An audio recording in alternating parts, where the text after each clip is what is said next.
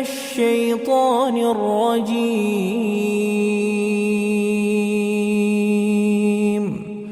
بسم الله الرحمن الرحيم.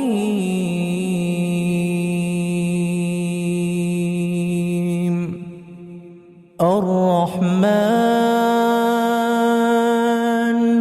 علم القرآن خلق الإنسان علمه البيان. الشمس والقمر بحسبان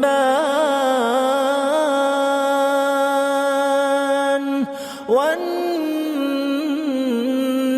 والشجر يسجدان. والسماء رفعها ووضع الميزان ألا تطغوا في الميزان وأقيموا الوزن بالقسط ولا تخسروا الميزان. والأرض وضعها للأنام فيها فاكهة والنخل ذات الأكمام والحب ذو العصف والريحان. فبأي آلاء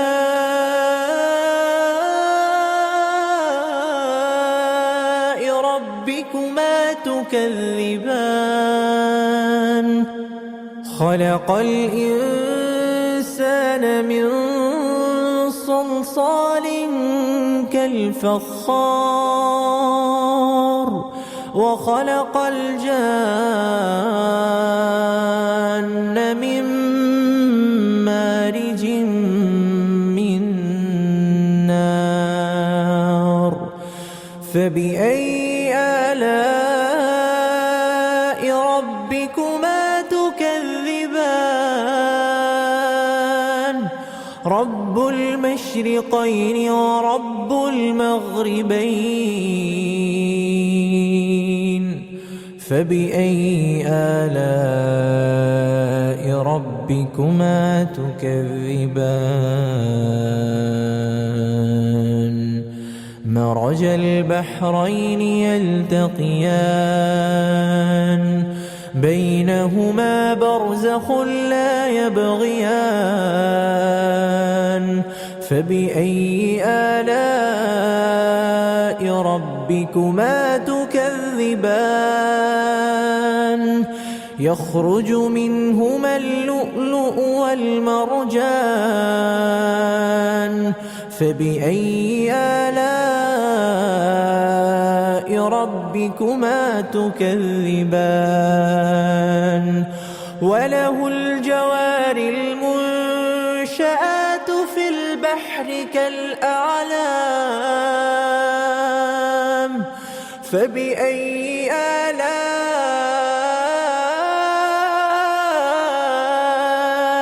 ربكما تكذبان؟ كل من عليها فان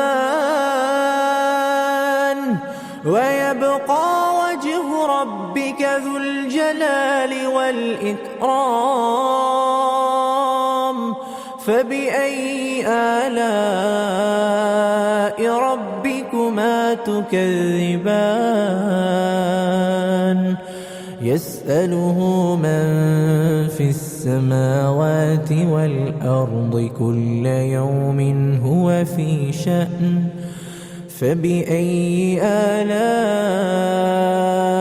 ربكما تكذبان؟ سنفرغ لكم أيها الثقلان. فبأي آلاء ربكما تكذبان؟ يا معشر الجن والإنس الناس إن استطعتم أن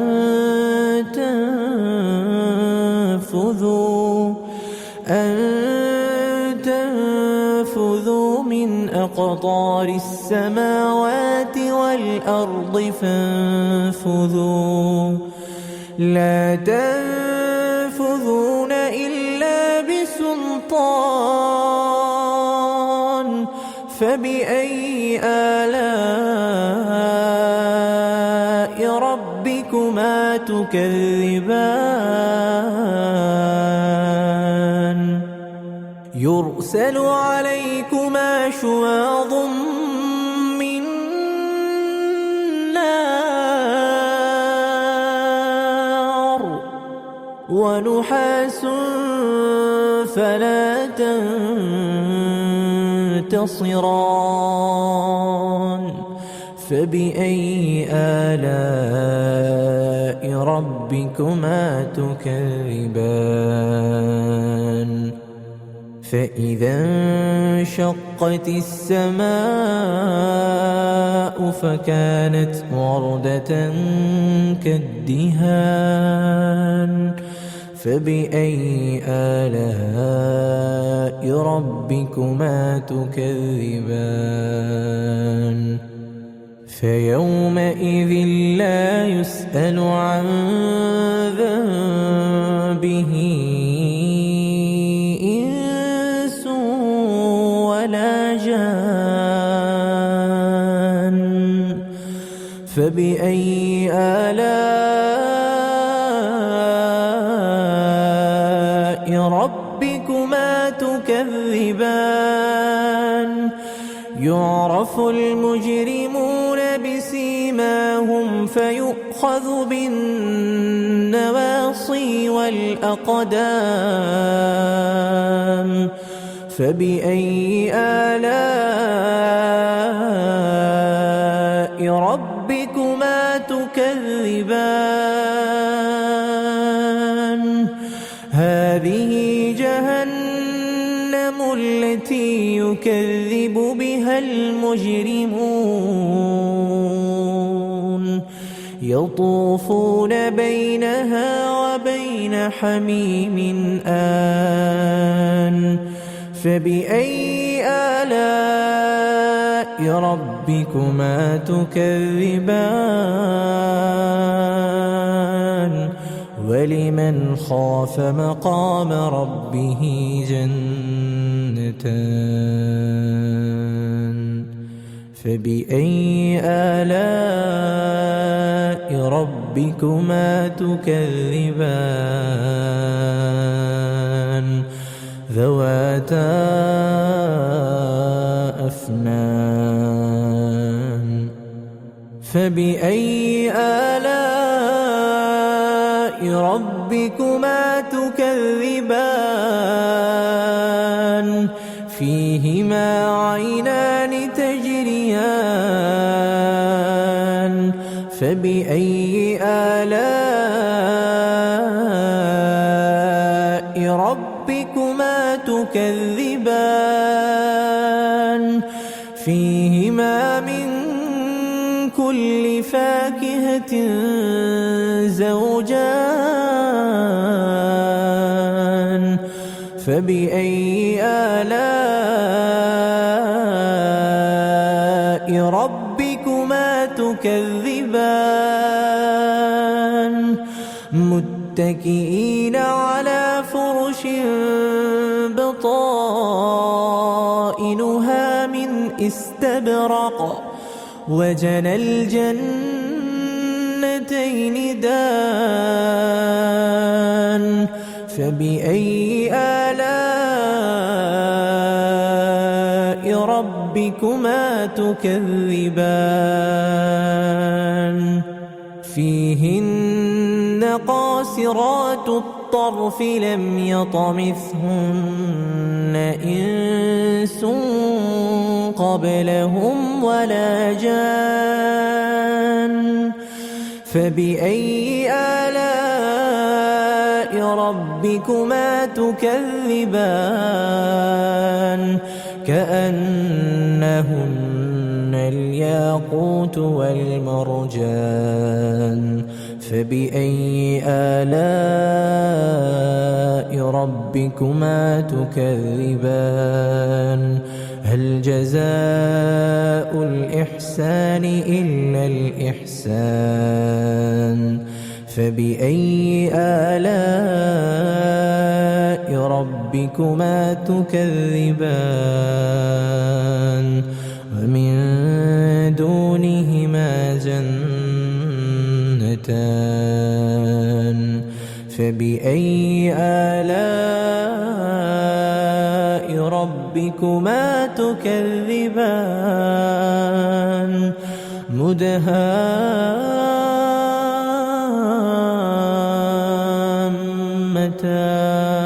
مدهامتان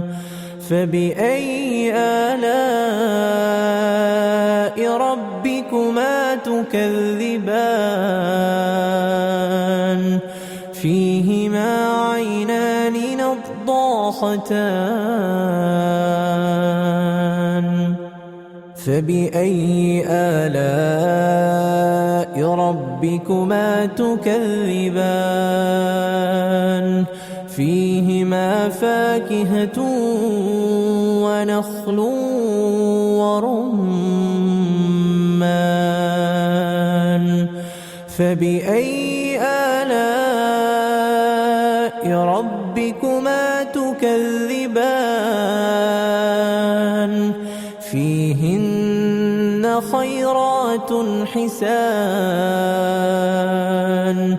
فبأي آلاء ربكما تكذبان حور مقصورات في الخيام فبأي آلاء ربكما تكذبان لم يطمثهن إنس قبلهم ولا جان فبأي آلاء ربكما تكذبان متكئين على رفرف خضر وعبقري حسان فبأي آلاء ربكما تكذبان تبارك اسم ربك ذي الجلال والإكرام أعوذ بالله من الشيطان الرجيم بسم الله الرحمن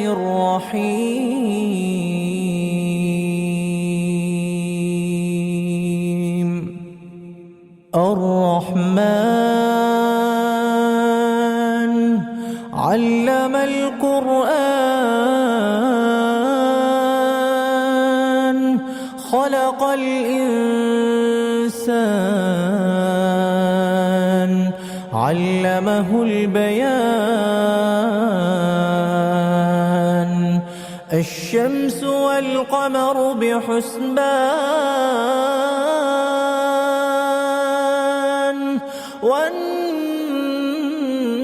والنجم والشجر يسجدان والسماء رفعها ووضع الميزان ألا تطغوا في الميزان وأقيموا الوزن بالقسط ولا تخسروا الميزان والأرض وضعها للأنام فيها فاكهة والنخل ذات الأكمام والحب ذو العصف والريحان فبأي آلاء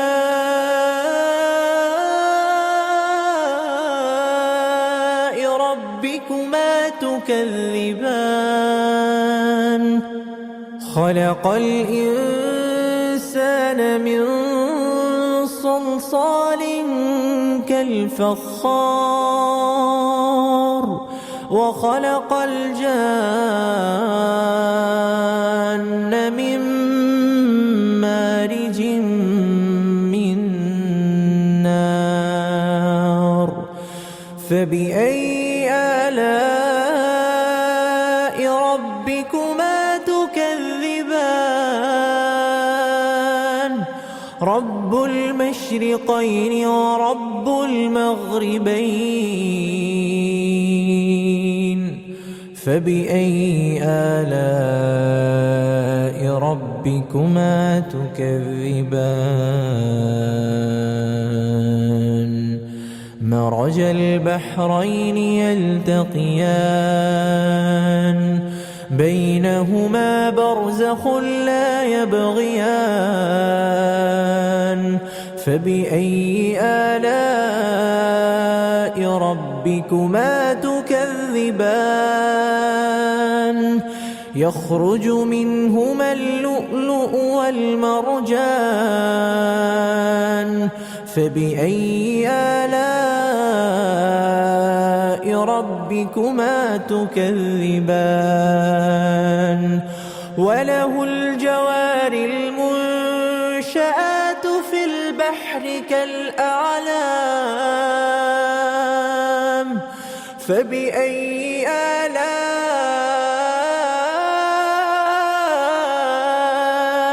ربكما تكذبان كل من عليها فان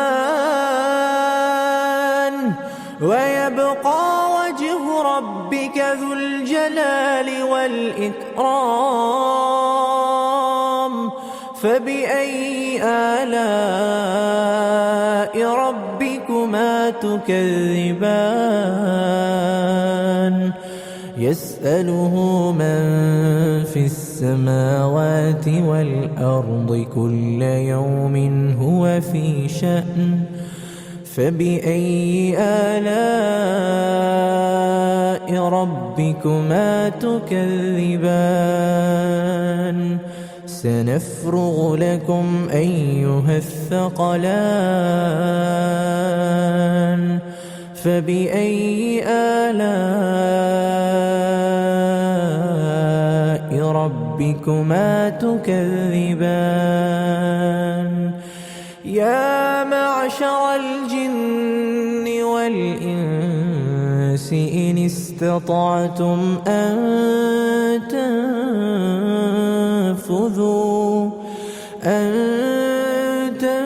تنفذوا من أقطار السماوات والأرض فانفذوا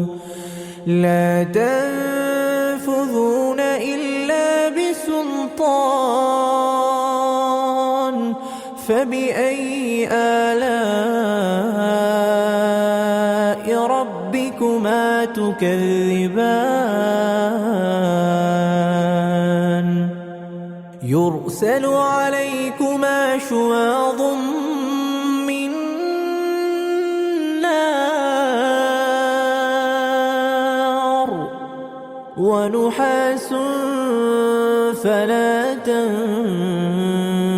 تنتصران فبأي آلاء ربكما تكذبان فإذا انشقت السماء فكانت وردة كالدهان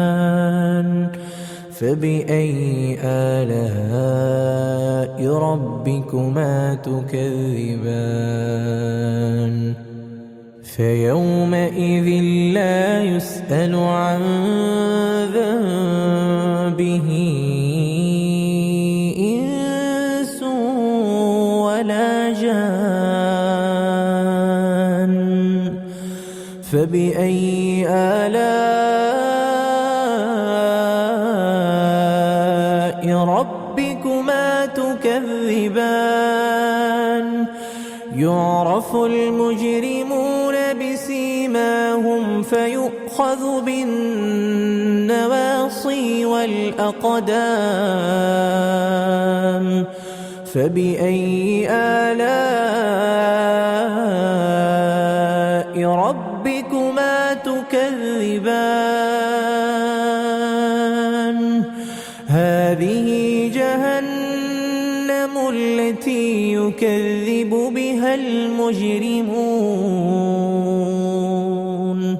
يطوفون بينها وبين حميم آن فبأي آلاء ربكما تكذبان ولمن خاف مقام ربه جنتان فبأي آلاء ربكما تكذبان ذواتا أفنان فبأي آلاء ربكما تكذبان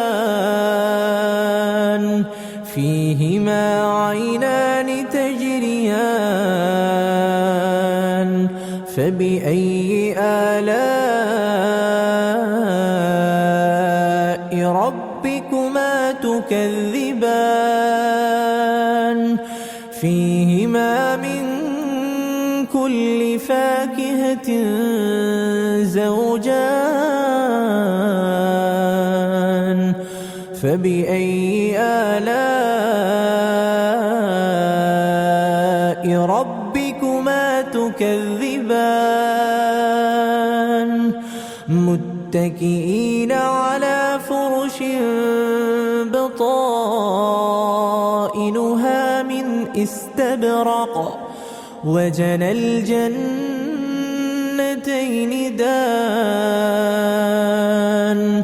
فبأي آلاء ربكما تكذبان فيهن قاصرات الطرف لم يطمثهن إنس قبلهم ولا جان فبأي آلاء ربكما تكذبان كأنهن الياقوت والمرجان فبأي آلاء ربكما تكذبان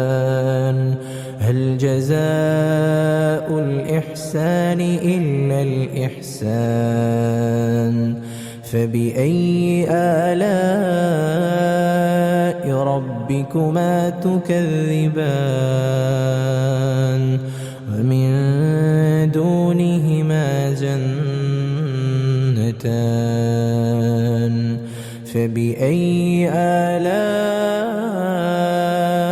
ربكما تكذبان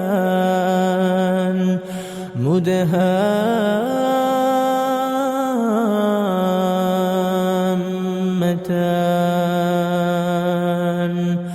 فبأي آلاء ربكما تكذبان فيهما عينان نضاختان فبأي آلاء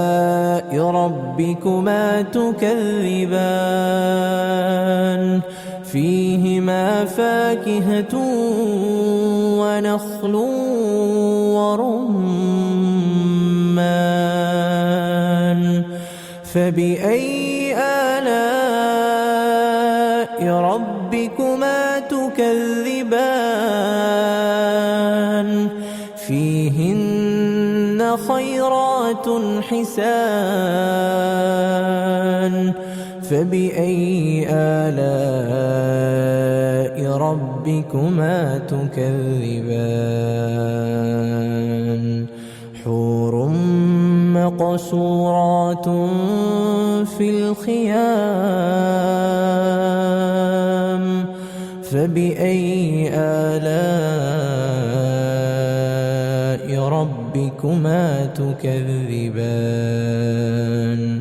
لم يطمثهن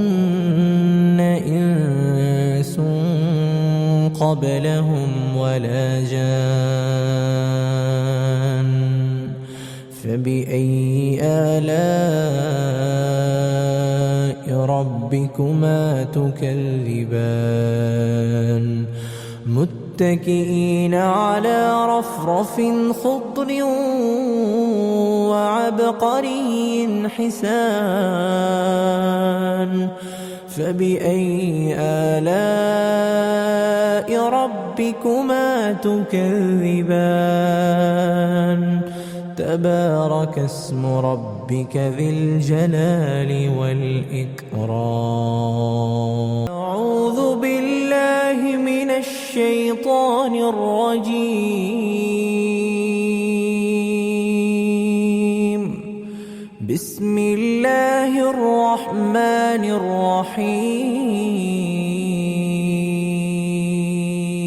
الرحيم الرحمن علم القرآن خلق الإنسان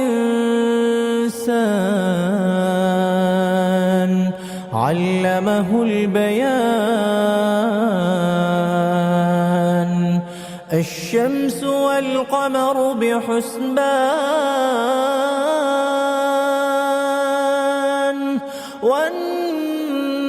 والنجم والشجر يسجدان والسماء رفعها ووضع الميزان ألا تطغوا في الميزان وأقيموا الوزن بالقسط ولا تخسروا الميزان والأرض وضعها للأنام فيها فاكهة والنخل ذات الأكمام والحب ذو العصف والريحان فبأي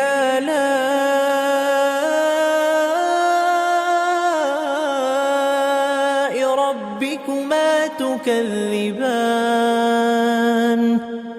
خلق الإنسان من صلصال كالفخار وخلق الجان من مارج من نار فبأي آلاء ربكما تكذبان رب المشرقين ورب المغربين فبأي آلاء ربكما تكذبان مرج البحرين يلتقيان بينهما برزخ لا يبغيان فبأي آلاء ربكما تكذبان يخرج منهما اللؤلؤ والمرجان فبأي آلاء ربكما تكذبان وله الجوار المنشآت في البحر كالأعلام فبأي آلاء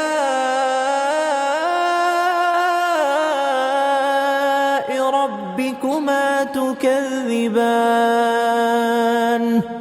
كل من عليها فان ويبقى وجه ربك ذو الجلال والإكرام فبأي آلاء ربكما تكذبان يسأله من في السماوات والأرض كل يوم هو في شأن فبأي آلاء ربكما تكذبان سنفرغ لكم أيها الثقلان فبأي آلاء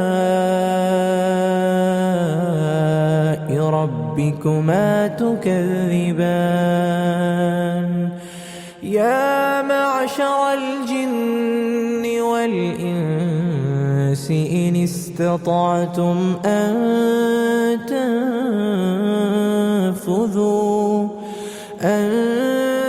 تنفذوا من أقطار السماوات والأرض فانفذوا لا تنفذون إلا بسلطان فبأي آلاء ربكما تكذبان يرسل عليكما شواظ من نار ونحاس فلا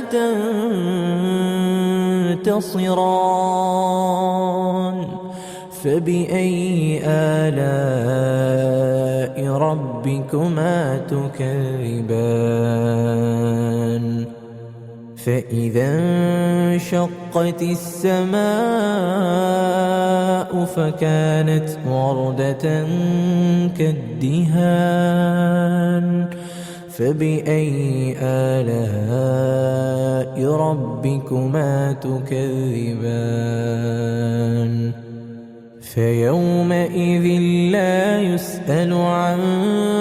ذنبه إنس ولا جان فبأي آلاء ربكما تكذبان يعرف المجرمون بسيماهم فيؤخذ بالنواصي والأقدام فبأي آلاء ربكما تكذبان هذه جهنم التي يكذب بها المجرمون يطوفون بينها وبين حميم آن فبأي آلاء ربكما تكذبان ولمن خاف مقام ربه جنتان فبأي آلاء ربكما تكذبان ذواتا أفنان فبأي آلاء ربكما تكذبان فيهما عينان تجريان فبأي آلاء ربكما تكذبان فيهما من كل فاكهة زوجان فبأي آلاء ربكما تكذبان متكئين على فرش بطائنها من استبرق وجنى الجنتين دان فبأي آلاء ربكما تكذبان فيهن قاصرات الطرف لم يطمثهن إنس قبلهم ولا جان فبأي آلاء ربكما تكذبان كأنهن الياقوت والمرجان فبأي آلاء ربكما تكذبان هل جزاء الإحسان إلا الإحسان فبأي آلاء ربكما تكذبان ومن دونهما جنتان فبأي آلاء ربكما تكذبان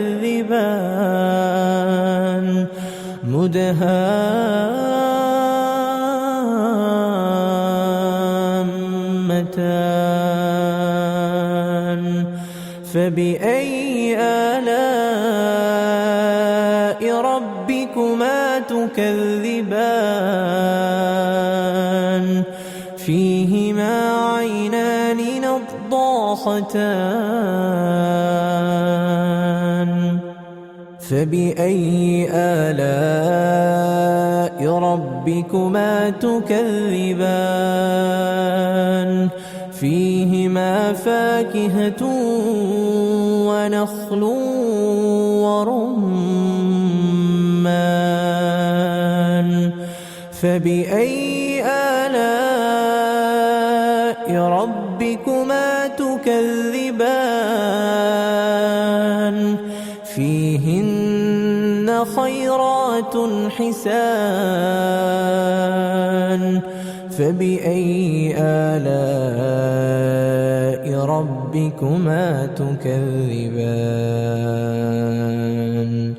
حور مقصورات في الخيام فبأي آلاء ربكما تكذبان لم يطمثهن إنس قبلهم ولا جان فبأي آلاء ربكما تكذبان متكئين على رفرف خضر وعبقري حسان فبأي آلاء ربكما تكذبان تبارك اسم ربك ذي الجلال والإكرام أعوذ بالله من الشيطان الرجيم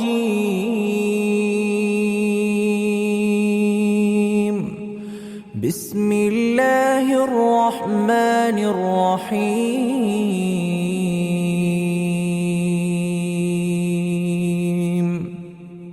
الرحمن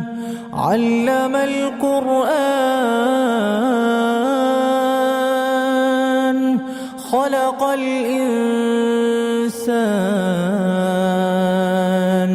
علمه البيان الشمس والقمر بحسبان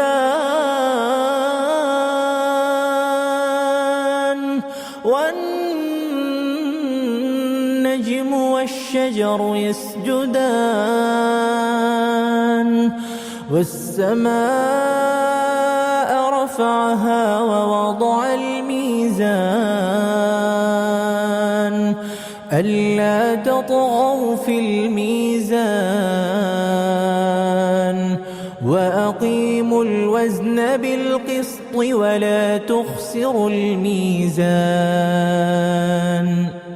والأرض وضعها للأنام فيها فاكهة والنخل ذات الأكمام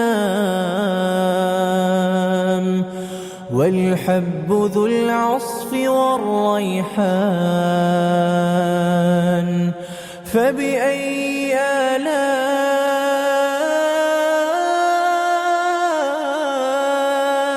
ربكما تكذبان خلق الإنسان من صلصال كالفخار وخلق الجان من مارج من نار فبأي آلاء ربكما تكذبان رب المشرقين ورب المغربين فبأي آلاء ربكما تكذبان مرج البحرين يلتقيان بينهما برزخ لا يبغيان فبأي آلاء ربكما تكذبان يخرج منهما اللؤلؤ والمرجان فبأي آلاء ربكما تكذبان وله الجوار المنشآت في البحر كالأعلام فبأي آلاء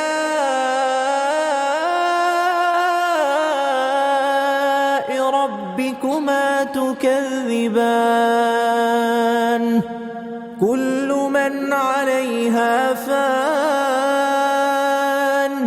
ويبقى وجه ربك ذو الجلال والإكرام فبأي آلاء ربكما تكذبان يسأله من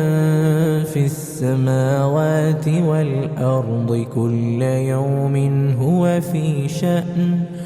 فبأي آلاء ربكما تكذبان سنفرغ لكم أيها الثقلان فبأي آلاء ربكما تكذبان يا معشر الجن والإنس إن استطعتم أن تنفذوا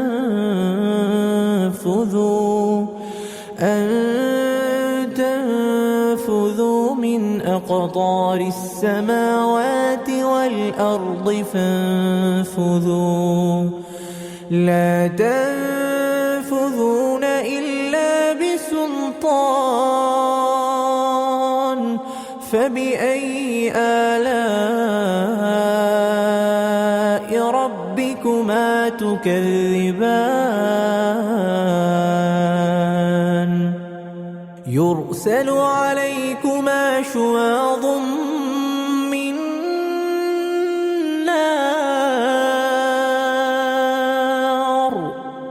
ونحاس فلا تنتصران فبأي آلاء ربكما تكذبان فإذا انشقت السماء فكانت وردة كالدهان فبأي آلاء ربكما تكذبان فيومئذ لا يسأل عن ذنبه إنس ولا جان فبأي آلاء ربكما تكذبان يعرف المجرمون بسيماهم فيؤخذ بالنواصي والأقدام فبأي آلاء ربكما تكذبان هذه جهنم التي يكذب بها المجرمون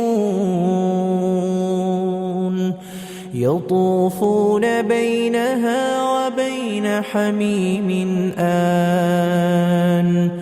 فبأي آلاء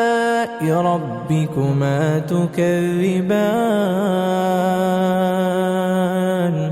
ولمن خاف مقام ربه جنتان فبأي آلاء ربكما تكذبان ذواتا أفنان فبأي آلاء ربكما تكذبان فيهما عينان تجريان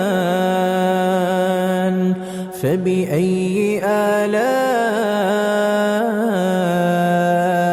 ربكما تكذبان فيهما من كل فاكهة زوجان فبأي آلاء ربكما تكذبان متكئين على فرش بطائنها من استبرق وجنى الجنتين دان فبأي آلاء ربكما تكذبان فيهن قاصرات الطرف لم يطمثهن إنس قبلهم ولا جان فبأي آلاء ربكما تكذبان كأنهن الياقوت والمرجان فبأي آلاء ربكما تكذبان هل جزاء الإحسان إلا الإحسان فبأي آلاء ربكما تكذبان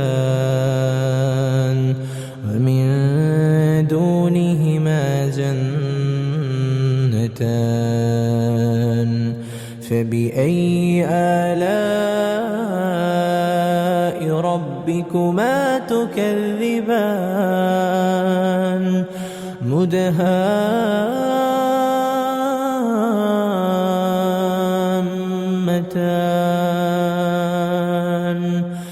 فبأي آلاء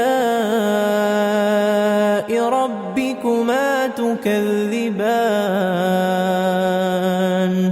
فيهما عينان نضاختان